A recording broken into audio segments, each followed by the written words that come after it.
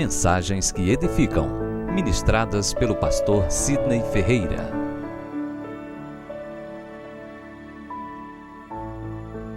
Evangelho de São Mateus, capítulo 4, verso 18 ao verso 22.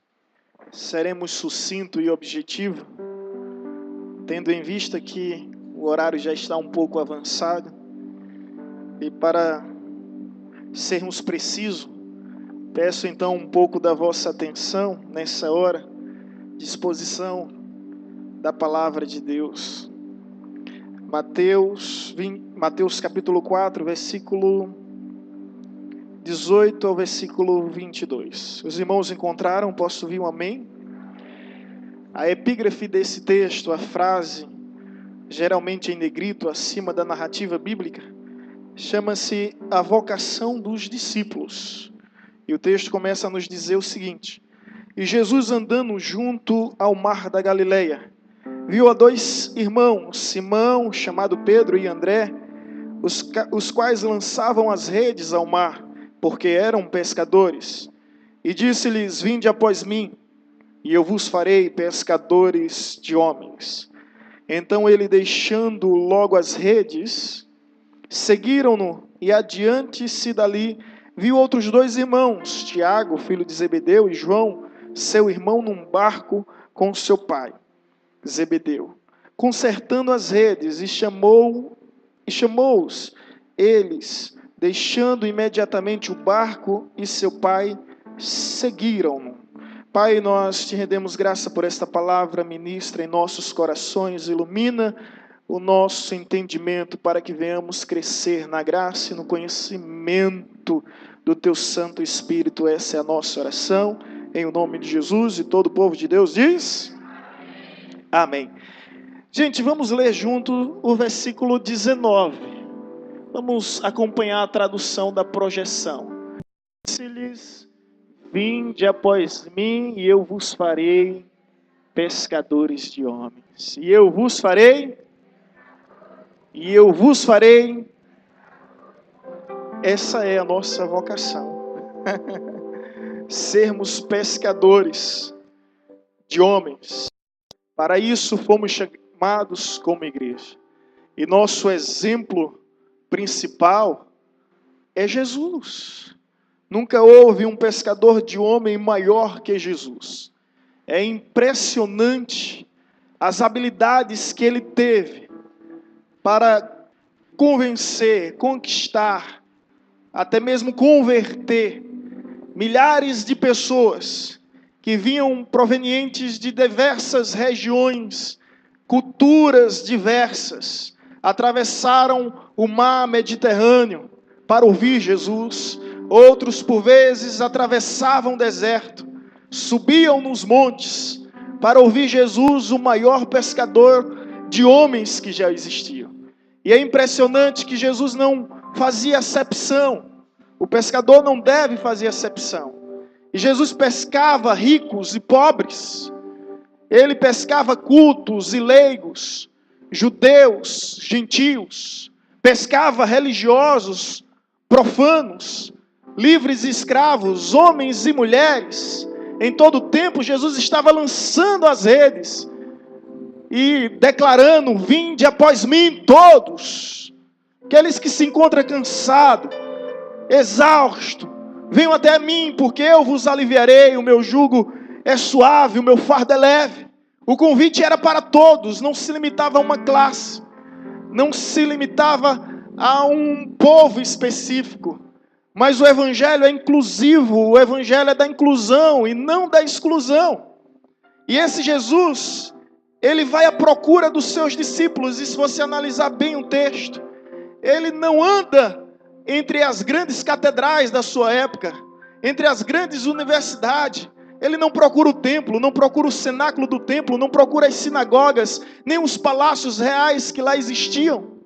Ele vai às margens do mar da Galileia, atrás de pessoas simples,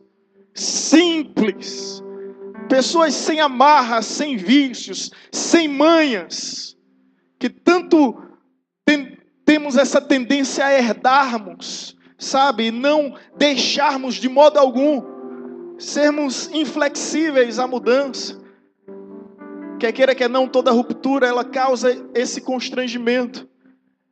E há pessoas que evitam o que é novo, o que é novidade da parte de Deus, o que é novidade do reino de Deus para as suas vidas, porque não quer abrir mão do velho. E somente podemos viver o novo quando deixarmos aquilo que é velho. E Jesus vai à procura dessas pessoas simples. É interessante notar aqui, irmãos, que na antiguidade não era o mestre que escolhia os discípulos. Eram os discípulos que escolhiam quem seriam os seus mestres. E Deus, através de Jesus, faz justamente o contrário, algo que não era muito comum. Ele, sendo mestre dos mestres, mestre com excelência, com toda a sua sapiência, ele vai até os seus discípulos. E os critérios que ele usa é justamente o critério da simplicidade. Jesus prefere começar tudo do zero, do que tentar começar a partir dos doutores da lei, intérprete das leis, escribas, fariseus, zelotes, essênios, samaritanos, herodianos, enfim, essas rupturas de segmentos, né, de ramificações religiosas que existiam naquela época. Ele vai à procura dos seus próprios discípulos com o critério da simplicidade. E dessa forma de simplicidade, até mesmo porque o que o tornou o maior pescador de homens era justamente essa linguagem acessível, essa linguagem que todos poderiam compreender. Quando ele recorria à complexidade das parábolas, era apenas para confundir aqueles que eram religiosos. Mas quando era para falar com o povão, ele usava a linguagem comum, a linguagem coloquial, a linguagem popular. Eu sou o bom pastor, eu sou a porta das ovelhas. Olhai os lírios do campo, olha que linguagem tão linda. E aqui quando ele faz a sua vocação, a vocação dos discípulos, ele olha para os homens que estavam trabalhando. E isso é importante atrelar para uma verdade: Deus não chama desocupados. Deus não chama desocupados. Quando Deus chama Moisés, Moisés estava trabalhando. Quando chamou Davi, Davi estava trabalhando. Quando chamou Jeremias, Jeremias estava trabalhando. Todos os homens, inclusive aqui os apóstolos, eles estavam trabalhando. Porque, irmão, quem não trabalha, dá trabalho. E na obra de Deus, quem não se envolve, não se desenvolve. Então Jesus vai à procura daqueles homens que de alguma forma estão ocupados, ocupando sua vida com algo. Porque mente vazia é a oficina do diabo. E nós precisamos ocupar. Esses dias, Juraci me lembrou, eu estava esquecido dessa história. Que há um tempo, 4 anos, 5 anos, ela estava passando por um momento de tensão. E uma irmã, uma diaconisa, chamou e disse: pastor, vem aqui orar pela irmã Juraci. E eu orei pela irmã Juraci. Eu disse: Juraci, sabe qual é o medicamento para a sua vida? Vá ao hospital, visite os enfermos, que quando você se deparar com pessoas que têm problemas maiores do que você vai encontrar um motivo pelo qual viver. E essa é a solução para estresse, para depressão. É a mente vazia que torna-se a oficina do diabo, e você começa a acumular determinadas informações e, enfim, acaba deixando de produzir, acaba deixando de frutificar. Está passando por dificuldade, irmão? Está pensando em se isolar, se esconder na caverna? Sai um dia, vai para o hospital, vai para um asilo, vai para um orfanato, vai visitar a periferia, vai levar, você vai voltar tão agradecido a Deus por ter saúde, por ter vida, que você vai parar de murmurar. Amém, irmão?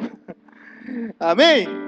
Jesus procurou pessoas que estavam se ocupando com algo, que estavam de alguma forma se comprometendo com algo. E Jesus vai à procura desses homens, e nessa linguagem coloquial, ele chama, faz esse convite desafiador: eu vos chamo para ser pescadores de homens. Um dia eu encontrei um jovem que é um músico até renomado na nossa região. e ele conhece o Evangelho, mas ao mesmo tempo que é convencido, ele não quer ser convertido porque não quer abrir mão da sua profissão. E eu me recordo de ter usado essa passagem para ele e ter dito: olha, Jesus sabia qual era a profissão de Pedro, mas quando Jesus chamou Pedro, Jesus estava dizendo: a partir de hoje, eu serei o teu sustento, eu serei a tua provisão. A tua profissão pode ser pescador de peixe, mas eu te chamo para algo maior: ser pescador de homens. Não se preocupe, porque eu serei o teu sustento e a tua provisão. Amém? Podemos confiar em Deus, e um grande exemplo disso é a vida do nosso irmão Lorival, a quem eu tiro o chapéu. Lorival decidiu confiar, decidiu acreditar, e até muito tempo depois de novo convertido, recebeu diversos convites para subir no trio, para subir no palanque, para tocar com grupos musicais de cenário nacional, e a sua palavra foi não. E eu me lembro que uma vez ele me procurou com uma proposta, e ele já tinha a resposta, obviamente era a mesma, mas uma proposta de fazer somente um estúdio, uma canção em um estúdio. Ele só ia apresentar o seu talento. E ele disse não, porque desde o dia que me converti, fiz um compromisso com Deus de tocar somente para a glória do seu santo nome. E eu aprendi muito com o Lorival. Deixa eu lhe dizer uma coisa aqui, Lorival. Ele teve uma mulher valiosa, valorosa, que ralou os joelhos para que ele pudesse se converter. Mas o Lorival, ele me trouxe essa lição, que em certa ocasião ele no trio elétrico, já conhecedor da palavra, olhava para um lado, olhava para o outro, via pessoas bebendo, via pessoas fumando, via pessoas se prostituindo, se degladiando, confusão, violência. E ele disse: eu posso não fazer tudo isso que eles estão fazendo. Posso até não ser cúmplice, mas sou conivente. Porque de algum modo, diretamente ou indiretamente, eu estou contribuindo para que tudo isso aconteça. E a partir daí Deus tocou no seu coração. Ele deixou as redes dos peixes e pegou as redes dos homens. E tem se tornado um pescador de homens. Bem, querido, algumas lições eu aprendo nessa passagem para compartilhar com a igreja ainda hoje e agora. Primeira coisa, para sermos pescadores de peixe, para pescarmos peixe, a primeira verdade é: precisamos colocar o nosso barquinho no mar. E isso se implica em sair da nossa zona de conforto. Não é fácil estar no movimento das águas, correndo o risco de grandes temporais e tempestades. Mas saiba, apesar do barco ter sido feito na terra, ele foi criado para o mar. E é no mar que ele encontra o propósito da sua existência. Com isso quero dizer que quando Jesus nos chama para ser pescadores de peixe, é que a igreja é convidada a ir ao mundo. Não há problema algum da igreja no mundo. O problema é quando o mundo está dentro da igreja. Os irmãos entendem? O problema não há quando a canoa, quando o barco está no mar. O problema acontece quando o mar adentra a canoa. Então, precisamos nos recordar das palavras de Cristo: eu não peço que os tire do mundo, mas que os guarde no mundo.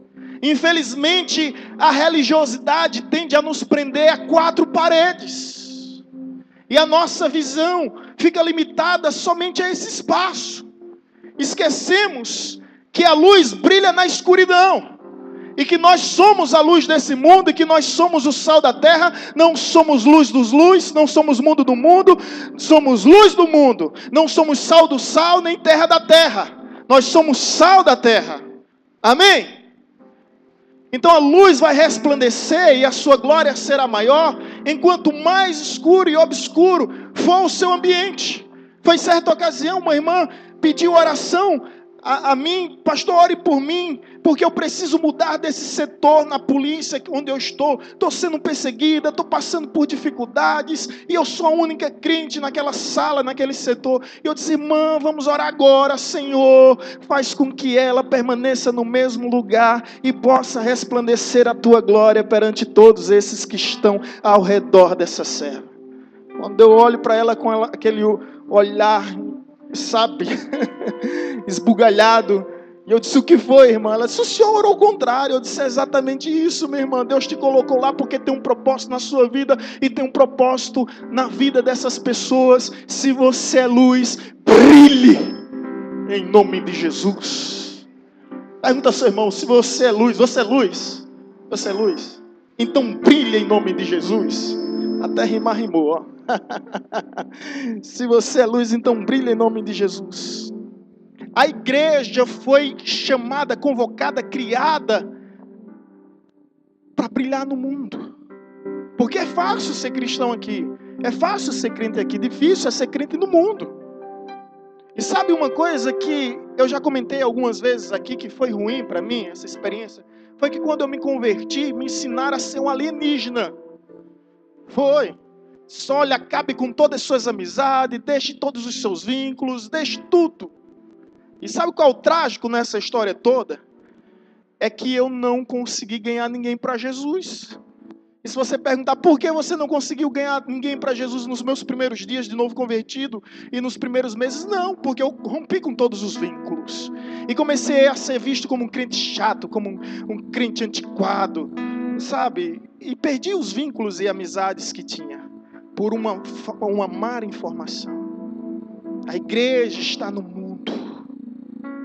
A igreja está no mundo. Jesus não tirou ela do mundo. Esse tipo de religiosidade que se esconde no mosteiro para fazer yoga, meditações, não é bíblico. Jesus disse: eis que vos envio como ovelha para o meio dos lobos. Sedes, pois, prudente como a serpente, simples como pomba.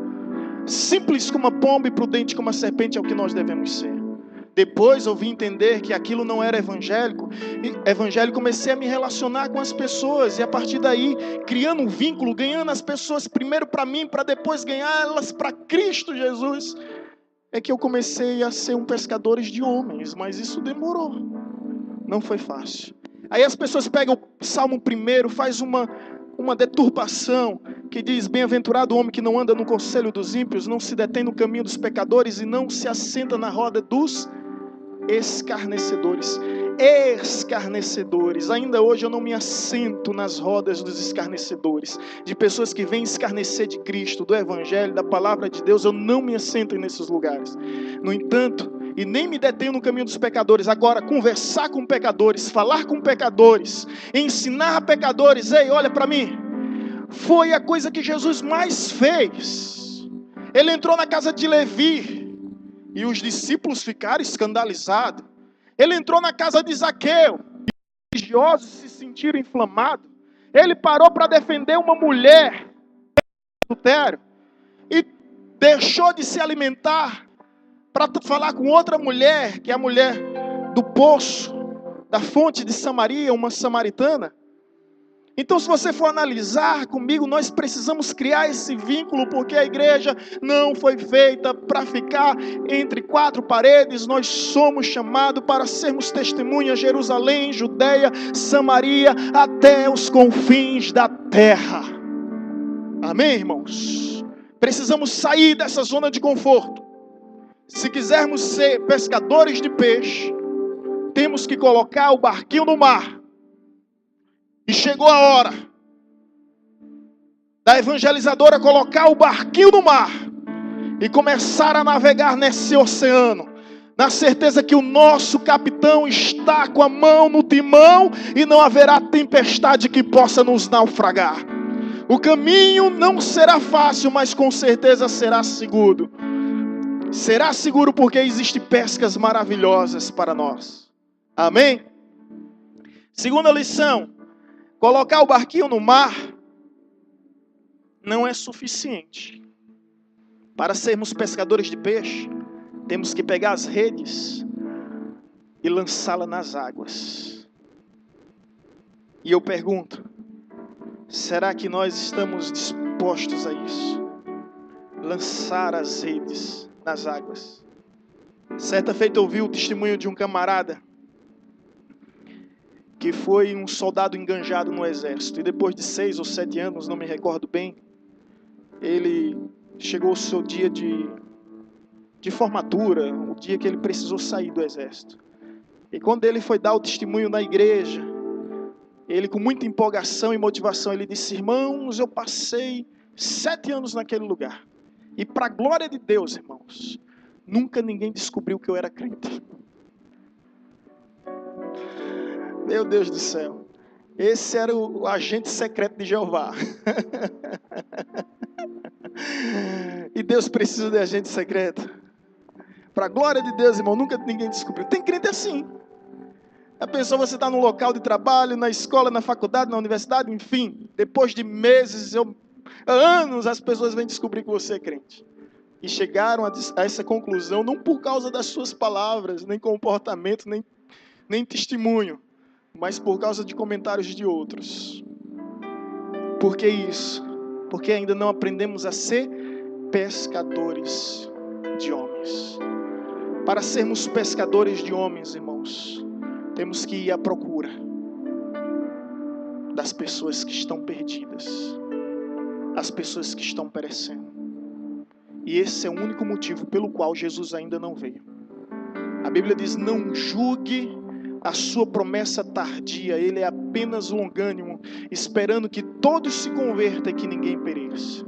Se Jesus viesse há 1 ano, provavelmente alguns de vocês não subiria. E se viesse há 5, 10, há 15 anos, eu não subiria. A longanimidade de Jesus faz com que ele venha prolongar esse dia.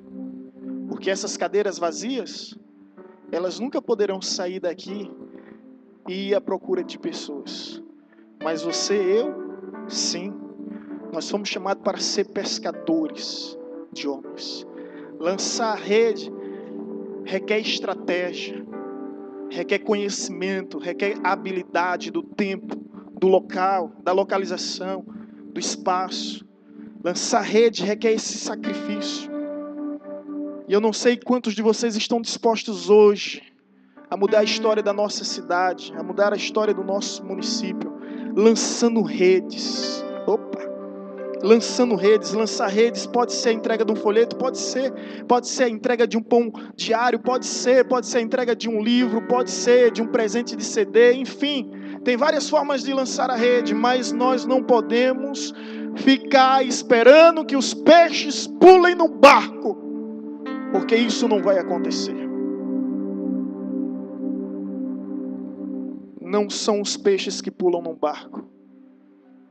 Somos nós que lançamos as redes para atraí-los até o barco. E eu espero que você esteja hoje disposto, em nome de Jesus, a lançar as redes, assim como Jesus fez. E se você atentar um pouco comigo agora, os maiores milagres, sinais feitos de Jesus não foram no templo, mas foram fora do templo. Aonde foi que ele ressuscitou? Fora do templo. Aonde foi que ele multiplicou pães e peixes? Fora do templo. Onde foi que ele andou sobre as águas? Obviamente, fora do templo. Aonde foi que ele curou enfermos, expulsou demônios? Fora do templo. Chegou a nossa hora de entendermos que no templo a gente entra para adorar a Deus, mas a gente sai para servir ao próximo. E Jesus curou, operou milagres, sinais e maravilhas, mas antes tem algo que chama muito a minha atenção. Que Jesus fez o que fez por um único motivo: teve compaixão.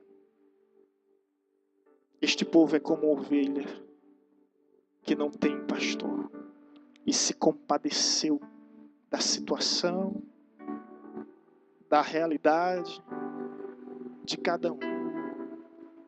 Talvez você pergunte, por que não há mais os sinais, os milagres que ocorriam outrora? será que ainda há a mesma compaixão? E o que é compaixão? Lamúria, lamentação? Não. Compaixão é se colocar no lugar do outro. Você vai orar pelo outro, assim como você ora por você. E aí você vai ver o milagre de Deus acontecer. Sabe por quê, irmãos? Olha bem.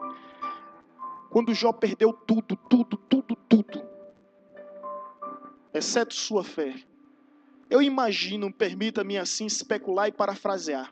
Ele fez campanha de jejum, ele fez campanha de oração. Ele buscou a Deus de todas as formas, de todas as maneiras. Mas sabe quando é que Deus devolveu a Jó tudo em dobro? Você sabe? Está escrito lá no capítulo 42. Quando Jó começou a orar pelos seus amigos, Deus lhe devolveu tudo em dobro. Sabe o que significa isso? Quando Jó parou de pensar em si, viver para si e se preocupar tanto consigo mesmo, Deus atendeu suas necessidades e seus anseios. E sabe quem eram os amigos de Jó? Sabe quem eram os amigos de Jó? Ele é educado de chamar aqueles camaradas de amigos, porque se fosse eu chamava de inimigo, filho do capeta, filho do diabo, demônio dos infernos. Porque os camaradas perturbaram a vida de Jó. Os três chegavam perto de Jó e disseram: onde foi que erraste, Jó? Revela o teu pecado. Confessa o que fizeste. Isso lá é amigo, irmão? Isso lá é amigo? Os camaradas tudo desconfiado, pensando que tudo que tinha ocorrido na vida de Jó era alguma espécie de castigo. Deus mudou a sorte e a realidade dele a partir do momento que ele parou de pensar somente em si e começou a olhar para aqueles que estavam ao seu redor. E aí Deus mudou a realidade de Jó. O que fez com que Jesus realizasse tanto milagre é compaixão, atos de compaixão. A igreja precisa sair pelas ruas, pelos guetos, pelos becos, pelas periferias, pelas comunidades, pelas favelas e ir à procura dos menos favorecidos. O governo realmente pode fazer muito e nós podemos fazer tudo que o governo faz, mas o que nós podemos fazer, eles jamais poderão, porque eles não têm a unção do Espírito para libertar os oprimidos. Eles não têm a unção do Espírito para renovar aqueles que são abatidos, levantar aqueles que estão prostrados. Eles não têm a unção do alto, a autoridade do Evangelho sobre sua vida. É por isso que a gente chega aqui e diz para os casais de jovens, namorado e noivo: olha, relacionamento sexual antes do matrimônio é pecado, é uma ofensa, é uma agressão à santidade divina. O governo tem uma outra tática. Ele oferece camisinha, ele oferece preservativo e depois oferece pílulas no dia seguinte. Mas eles não têm a crença da fé, do temor reverencial, de fazer algo simplesmente porque crê em Deus, assim como José, que viveu 400 anos antes da lei. Não havia lei proibindo alguma esse pecado, não havia restrição escrita, e ele, sendo tentado pela mulher de Potifar, ele é capaz de dizer: pecaria eu contra o meu Senhor, que era o seu patrão, e contra o meu Deus, e fugiu. Nesse caso, homem que é homem, foge. Amém, irmão? O que a Bíblia diz em 2 Timóteo 22, foge, outro sim, das paixões da tua mocidade. Foge, corre dessas almas cebosas. Foge, como José fez e foi homem para fugir. Não havia lei. José viveu 400 anos antes de Moisés, que recebeu a lei. Mas sabe o que é que havia? Temor. E sabe o que é temor? Vergonha na cara. Vergonha na cara. Homem de vergonha. É isso que nós precisamos, ter esse temor reverencial, que podemos chamar de ética. E eu tinha um professor de ética que ele dizia: olha, a ética nada mais é, nada menos é do que vergonha na cara. E essa é uma realidade, irmãos. Precisamos ter esse temor reverencial da parte de Deus. E aquele mesmo Jesus que andou nas margens do mar da Galileia, atrás de homens simples. Porque pescadores não era uma profissão de prestígio, nem muito menos de privilégio. Não era uma profissão de posição e expoente na sociedade. Pescadores passavam muito tempo no mar, dias e até mesmo semanas, e quando voltavam sujos, fedidos. E Jesus vai a esses homens que se entregam completamente a essa causa. E sabe o que é que eu acho fascinante nessa história? É porque naquela época existia grandes pensadores, grandes artistas, políticos, existia grandes empreendedores. E a história não cita o nome deles. Simplesmente sumiram com o decorrer dos anos. Mas esses pobres e simples homens, Pedro, João, Tiago e André, a história se encarregou de eternizá-los. Sabe por quê? Porque eles aceitaram o convite de Jesus. Deixaram um barco que representa propriedades. Deixaram seus pais, que representam pessoas, diante do chamado de Deus. Nem posses, nem propriedades, nem pessoas poderão nos impedir de servir a Jesus. E esse mesmo Jesus estar aqui, passeando em nosso meio, e sua voz reverbera em nosso coração dizendo: vinde após mim, vinde após mim, e eu vos farei pescadores de homens. Aleluia. Pescadores de homens, agente de mudança, agente de transformação. Através de mim, Jesus clareia. Deixa Jesus iluminar o mundo através da sua vida.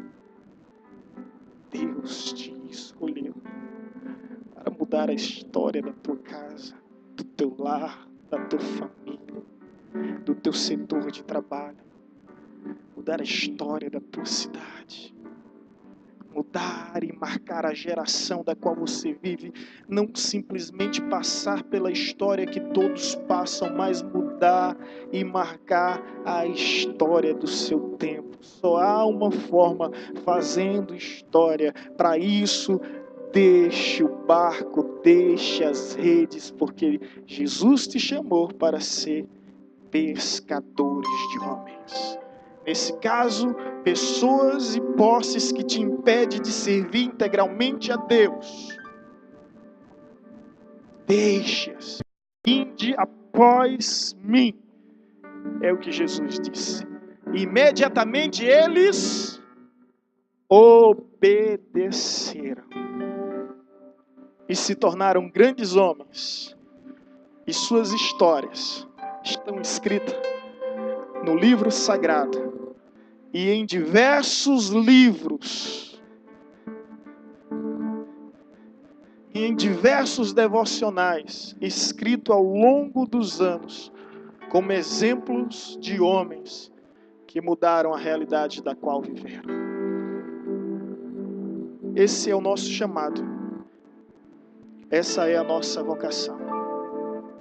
É por isso que nós estamos aqui. Para sermos pescadores de homens.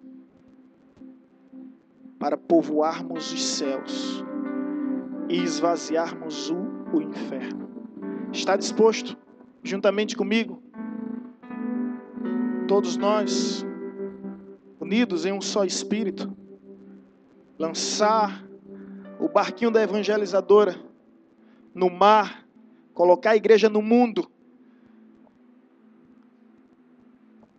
porque o lugar dela é no mundo, o lugar do mundo é que não é nela, mas é brilhando, resplandecendo no mundo, sair das quatro paredes para fazermos a diferença, e aconteça o que acontecer, lançar as redes ao mar, para atrair o máximo de peixes possíveis que possa entrar nesse lugar.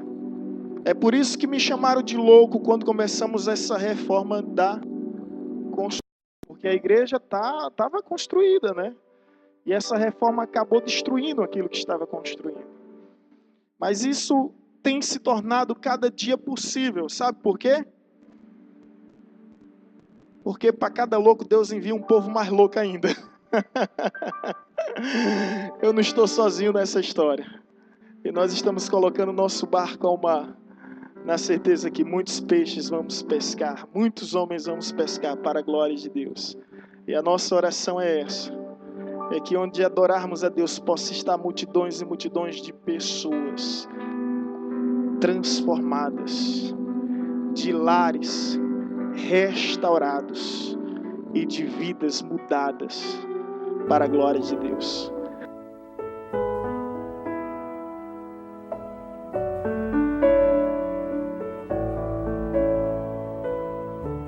Você acabou de ouvir uma mensagem ministrada pelo pastor Sidney Ferreira, da Igreja Batista Evangelizadora.